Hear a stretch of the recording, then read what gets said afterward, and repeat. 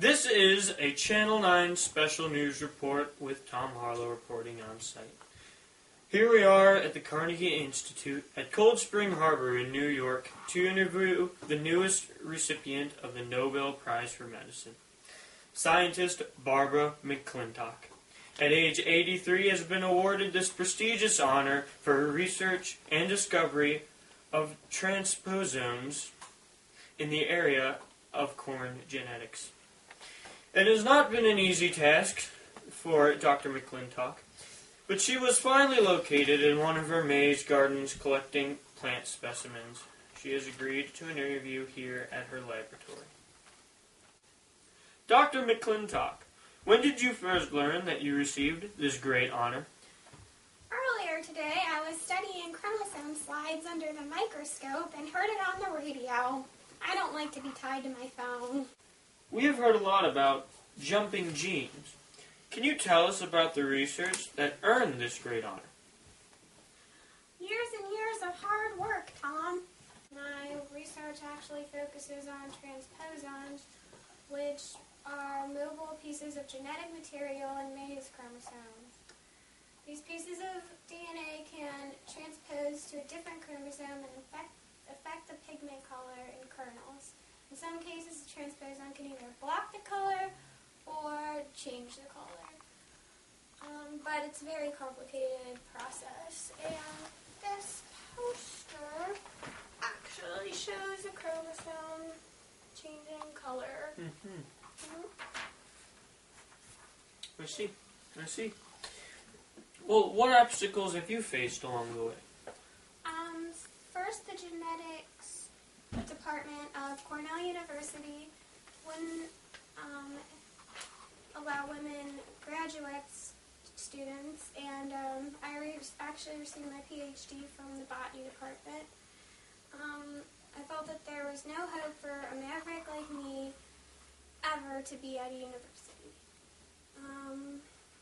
When I presented my first paper, in 1951, they didn't take me very seriously, and they didn't look into my work.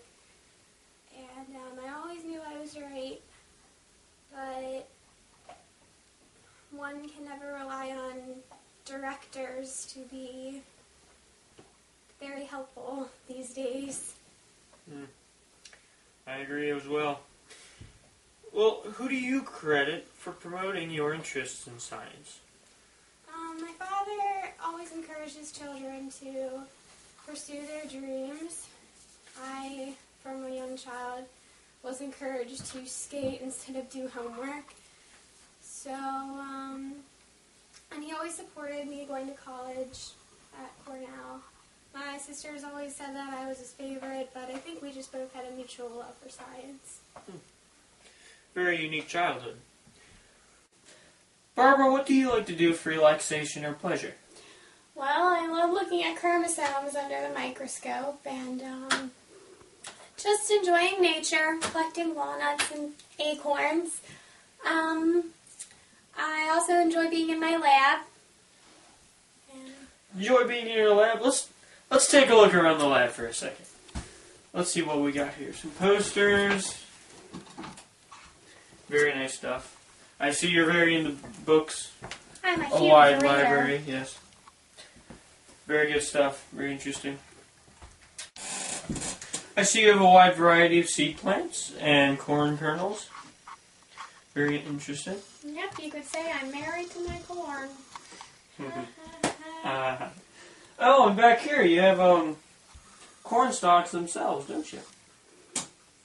Very cool. Right in your office. Well, Barbara, who are your closest friends or family members? Well, I was never married. Didn't really see a need for it. I was pretty close with my brothers and sisters when I was younger, but now I'm really just close to my friends at the lab from Carnegie. One of my friends is actually here with me, Evelyn. Evelyn Whitkins. Yep. Dr. Whitkin, could I ask you a few questions? Well, of course. What makes Barbara stand out as a scientist? A great many things. First, she is an incurable workaholic. and she doesn't like sleep. She's opinionated and fiercely independent, and even reclusive at times. She's incredibly intelligent, and she could understand the language of genetics. Makes Barbara stand out as a friend. Well, she has a very warm and caring personality, and she's a great listener. She's a patient teacher, but she does not tolerate sloth, and she has a great sense of humor. I remember her laughing at herself for seeing pairs of dots in corn kennels that really were not there. I feel truly blessed to be a close friend and colleague of Barbara McClintock, and there's no one more deserving of the Nobel Prize. We thank you so much for your comment, Mrs. Whitkin. And Barbara,